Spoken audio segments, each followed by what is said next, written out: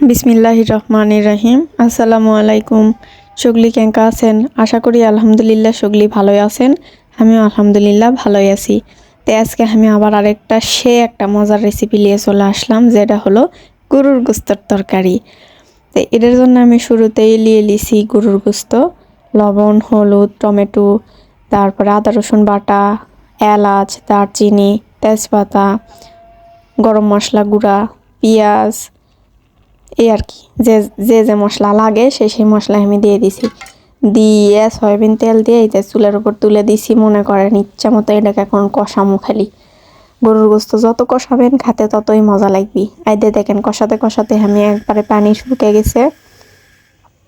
এরপরে এখন কি করবো, এর মধ্যে এখন আমি গরম পানি দিয়ে দেবো।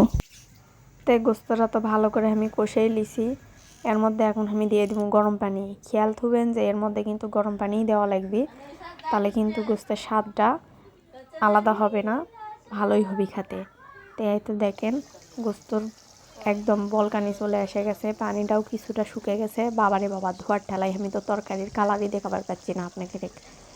তো এই তো দেখেন আমার তরকারির অবস্থা। তো আমি আরও কিছুক্ষণ কষে নিবো। যত কষামো খেতে তত মজা লাগবে, বুঝছেন।